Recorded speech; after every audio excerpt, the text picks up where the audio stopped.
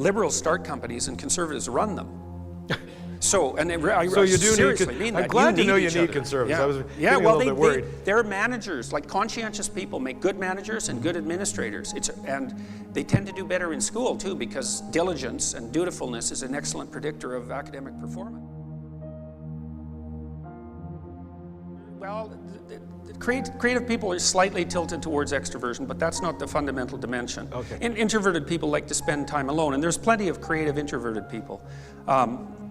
That another personality dimension is known as neuroticism, somewhat unflatteringly, and it's an index of sensitivity to negative emotion. So that if you know people who are volatile, you know, they're touchy and they tend to fly off the handle, or they're sad or morose or anxious or tend to avoid stressful situations, then they tend to be higher in trait neuroticism, and that's specifically a negative emotion dimension. Extroversion is an index of positive emotion. And so there are separate biological systems, positive and negative emotion. I'm trying to get us back to creativity. Yep. Well, the third category is agreeableness. Agreeable people are compassionate, and they basically live for close, intimate, personal relationships. There's conscientious people who are dutiful, and then there are open people. And the open people, the dimension is called openness to experience. They're people who are fundamentally interested in ideas. So if you're talking to an open person, they will immediately move the conversation to the discussion of ideas. So most of the people in the audience tonight, for those who aren't here for political curiosity, are here because they're open people. They want to hear an intellectual discussion, and so open people are interested in ideas. That's the intellect component of openness, and then they're also interested in aesthetics, and that would be where the artists really. Intellect and aesthetics is where the artists come out. And the thing that's important to know about that, and it's why I went through all 5 traits, is that these are attributes and ways of looking at the world, ways of behaving that are fundamentally rooted in biology. They're very, very deep. It's not a surface trait by any stretch of the imagination. And creative people also tend to be higher in trait intelligence, technically speaking, and that's the ability to manipulate abstractions rapidly. So is creativity a sort of second level then? Because the traits that you've just described don't include them. Where are they in that group? Well, creativity loads very highly with openness.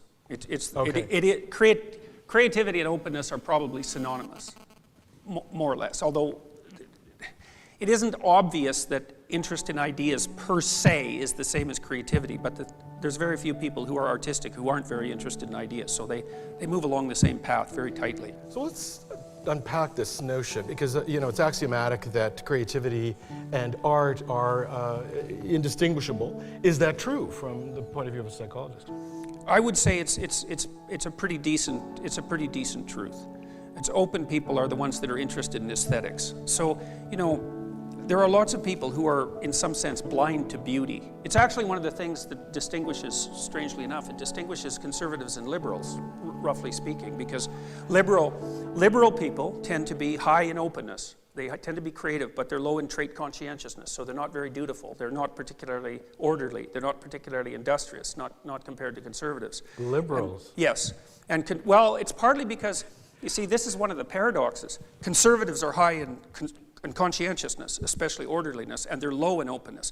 And I think the reason for that in part is that it's not that easy to be creative if you're too industrious or orderly.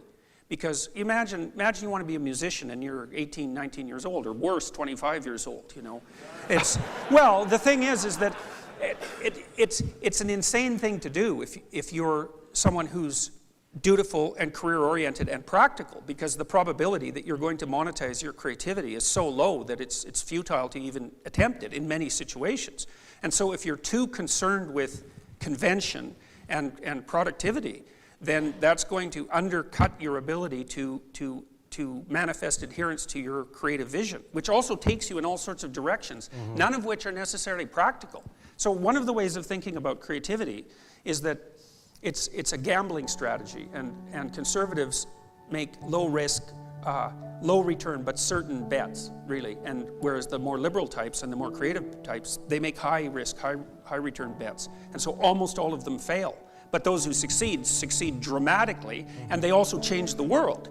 And so, although it's very foolish to be creative, it's creative people who lead the vanguard forward into the unknown and transform the world. So foolish as it is, it's absolutely necessary. Foolish because risky? Yes, because risky, yes. I mean, it's foolish in the same way that a high risk, high return bet is foolish. There's a high probability that you'll lose. And so if you're a conservative person, you're very concerned about hedging your bets. You don't want to lose. Being creative is a very bad game to play, but you won't play it anyways because you're conservative, so it isn't going to matter. So you are an open late teen, and you have conservative parents, and you say, Mom, Dad, I think I've decided that I'm going to be an artist. Oh yeah, and they think, what's wrong with that kid? That's a complicated conversation, isn't it? Yes, yes. It's like discussing color with someone who's colorblind. And I mean that. And it's actually a perverse thing about conservatives in some sense, because the data on the economic utility of artists is really, really strong. I mean, artists and entrepreneurs are the same people. And of course, entrepreneurs are the people who provide all of the vision for the entire capitalist system. They're absolutely necessary. But conservatives tend to be so blind to art that they can't even see that the artists are the people who drive the economy forward. But you make them sound so bad. No, look, I mean, so here's another way of thinking about it. Is liberals, are we talking about political conservatives and political liberals? Yes, we're also talking about personality traits determine voting patterns to a great degree. So people vote their temperaments. And this is something that's really useful to understand when you're engaged in a political discussion, is that the person across the table from you who holds viewpoints other than yours is not doing it because they're stupid or ill-informed. They're doing it because they are not the same sort of person you are. And the funny thing about creative people versus conservative people, say, or liberal people versus conservative people, is that liberals start companies and conservatives run them. So, and I seriously mean that. I'm glad to know you need conservatives. Yeah. I was getting a little bit worried. They're managers, like conscientious people make good managers and good administrators. And they tend to do better in school too, because diligence and dutifulness is an excellent predictor of academic performance. So if you want something that's already been invented, implemented, and then turned into a machine, you don't get someone creative to do that. They're off to do the next thing. They're not even interested in that. You'll bore them to death.